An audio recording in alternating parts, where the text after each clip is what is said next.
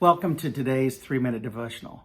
Today I want to talk about something that I can't stand when I see in other people.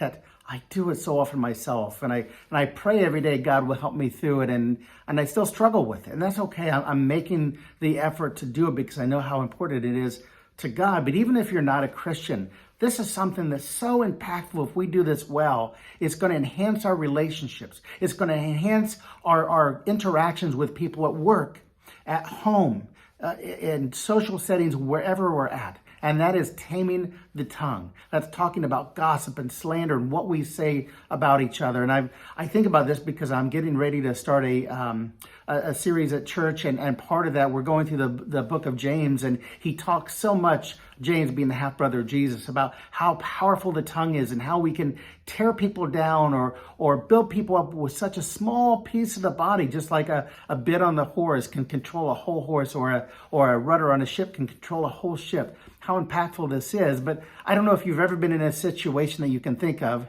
which is foolish if I think about it. Of course you've been in this situation where you've gossiped about somebody, then you thought, what if that person found out that I was gossiping about them?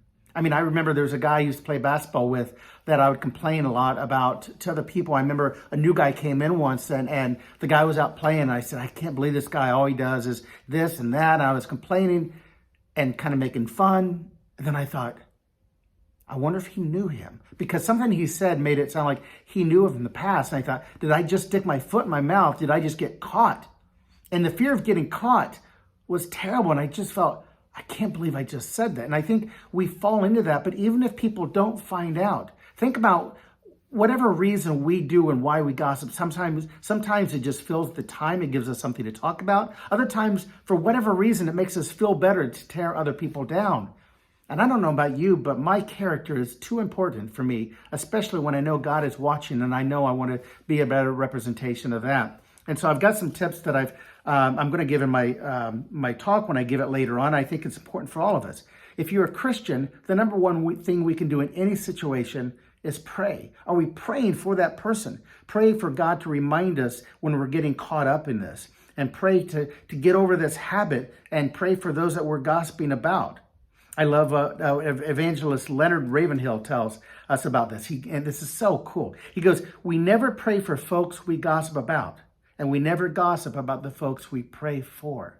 Think about that. He's right. The second thing we can do is practice complimenting others, not present instead of tearing them down. So if they're not there, instead of getting caught up with others of tearing them down, how about complimenting them? Or 3, sometimes we just need to walk away. When we're with people, sometimes just excuse ourselves. And it doesn't have to be awkward. Just leave. We don't want to be a part of it. Eventually, your friends will know, you know what? Kyle or whoever just won't get into that. And you know what? They'll respect you because they know if you're gossiping about somebody else around them, there's a good chance, and almost assuredly, you're going to gossip about them at some point when they're not around. And it's as simple as this one last piece. Pretend they are in the room. I've said this many times. Pretend that person that you're talking about is in the room with you. Would you be saying the same things? So if we can get in the habit of doing that this next year, we're going to enhance so many of our relationships.